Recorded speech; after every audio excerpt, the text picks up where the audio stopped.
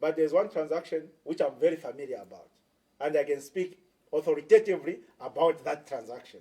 You understand? Because me, I only talk about things that I'm 100% sure about, things which I can defend in court on any given day. The transaction where Hakainde Hichilema was the privatization negotiating chairman for the sale of Intercontinental Hotel in Livingston. In that transaction, there were a number of bidders who bid to buy that hotel. The highest bid was about 25 million. There were other bids, 15 million, 12 million, and the lowest bid was about $6 million. Hakainde Hichilema proceeded to sell that Intercontinental Hotel to a bidder who was bidding 6 million, ignoring all the other bidders who were bidding much higher amounts. You understand? And it did not end there. It did not end there. It was later found that the company which Hakainde Hichilema sold that hotel for 6 million, the lowest bid, he was a director in that company. So it's like you are selling a national asset to yourself. I don't know what the right English is, innocent, but me, I would call that theft. And I would call Hakainde Hichilema a thief.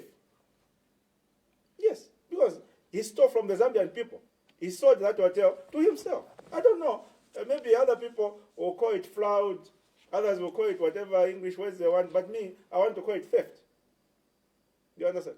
He stole from the Zambian people. So, here is the situation. If a young,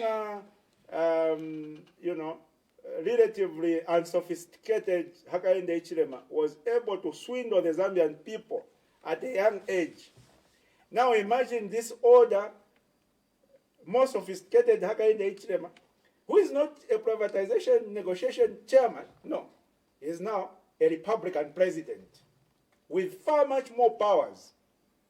He controls the judiciary because he appoints the Chief Justice. He controls the police because he appoints the IG, the Inspector General of Police. He controls the Zambia Army because he appoints the Zambia Army Commander. He controls everything. So here is a more sophisticated, much older Hakainde Hichilema. How much more damage can he do to Zambia? How much more potential does he have to steal from the Zambian people if he was able to steal that much at that young age? That's the question that the Zambian people should ask themselves. And you know what the starting point to any theft that the head of state is going to undertake? The first step is going to do. And I'm saying this, innocent, not as Sean Tembo, the politician. I'm telling you this as Sean Tembo, the forensic auditor. I'm a forensic auditor.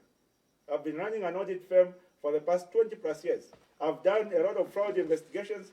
I know the characteristics of a fraud. And I'm warning the Zambian people to say, what we are witnessing here is a potential fraud of huge magnitude, where Hakainde Hichilema will potentially steal billions of dollars from the Zambian people. And he's laying the groundwork. The first step is to refuse to declare his assets.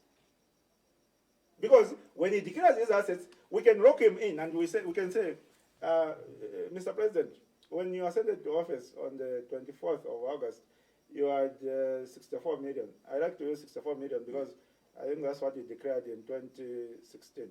So assume that his wealth hasn't grown since he has refused to declare.